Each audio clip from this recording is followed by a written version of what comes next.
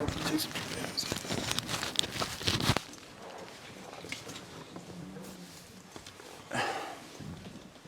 I need to start? Yes, please, you are live. Please proceed.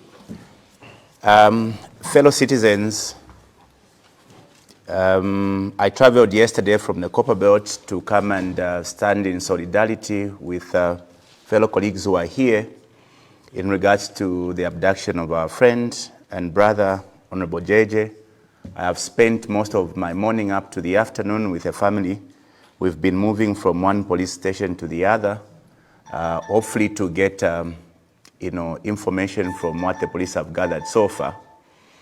I want to state here, colleagues who may be following this conversation, that the family is still holding strong, hoping that the state through the police can do their job, except we are getting agitated because there's not been any single update so far as to what the police have done in regards to the investigations. I had a conversation with the Minister of Home Affairs and challenged him. There is no way under this earth that a member of parliament would have disappeared 24 hours and there's no single communication from the state. I think that all of you colleagues, fellow citizens, you are aware that JJ is not just an ordinary citizen. JJ is a senior member of society, is a state asset. And so one such a member disappearing means that the state must own this matter. And owning this matter must involve the state updating frequently the citizens on what they are doing, what has happened. And so our apprehension at the moment is a fact that the state has remained very quiet. Now, when there's a void in information, people will speculate, because you wish to know again, colleagues, that we know some state-owned or state-run, apparatus, media apparatus, are carrying stories. All of you will agree with me that Koswe is run by people that are in State House. The Watchdog is run by people that are in State House. If you follow these media platforms, you will see them creating a narrative. So to us as a common people, we know that the state is speaking through these platforms, because the people who are running these platforms are from State House. So if the state finds it convenient to be speaking to us through readers in these otherwise state-run media houses, why are they failing to address the nation? Then again, it is very convenient that you have, in a so-called country that has gotten rid of cadres, a horde of cadres addressing press briefings, intimidating citizens, and you have the entire police doing nothing. Take a look on social media and see how many press conferences or briefings have been held by young people from the north, young people from the south, all of whom are agitating citizens being sorted one by one. And for those of you who believe this is propaganda, I am not in the business of propaganda myself. This is something that you can get on any social platform you open just now. So what sort of a society is it that we are creating where a particular horde of citizens would hold a press conference, insult citizens, threaten to abduct, threaten to deal with citizens, and the next day, citizens are beginning to disappear? And you think that we cannot put two and two together? You are aware, citizens, that a lumpen from the Copper Belt, the youth chairman for UPND on the Copper Belt, threatened me for merely speaking out on issues affecting this nation. Nothing has been done. And you think that we can sit and smile. Let me be very honest here. We may look like we are stupid or foolish. We are not. Make no mistake.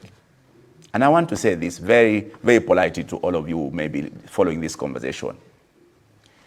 Some people want to make a mistake to think that this country belongs to UPND. It doesn't. It belongs to the Zambian people. And I can guarantee you, if the intention burning Jean Senga's house, abducting JJ is meant to intimidate us, we are not such a people who gets intimidated. I don't know about you guys.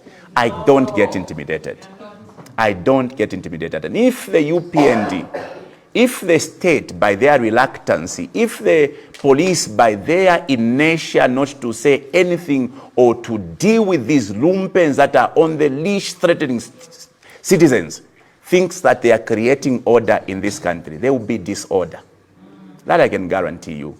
Because we will not sit and be threatened in our own country. We will not sit and see our brothers disappearing in our own country. There will be a time when we'll be forced to begin to defend ourselves. And you know, in defense, the level depends on the aggression. If those lumpens will come with knives, they will find us with knives. If they will come with guns, they will find us with guns. Now, this is not a threat. This is a promise to all of you. Enough is enough, colleagues. We have been independent for 60 years. We've never seen a member of parliament being abducted, let alone you leave a fake note. You could not even carefully to check what JJ's handwriting is, and you want us to believe like we are idiots that JJ has killed himself. Honestly speaking, colleagues, I just want to appeal for introspection.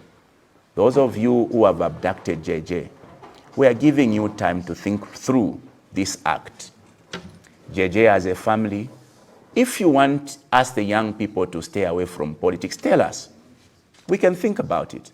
But you must know that we have got family. You're putting our families in anguish, thinking daily, worrying daily over our lives. It's not fashionable anymore. And I want to appeal to all of you citizens. This is not a time to begin to marry and create innuendos and propagandas to swell people to believe JJ is capable of committing suicide. We are not such a gullible people anymore. We can read between the lines and we understand what is going on. My appeal to the state, through the head of state, President Hakainde Hichilema, please, let us stop this madness. It is getting out of hand. It's not fashionable anymore. We are treading on a very dangerous path. I don't like issuing threats, but I know the outcome of these acts may be very dangerous for this country because we are capable of protecting ourselves. We'd like to see JJ come back.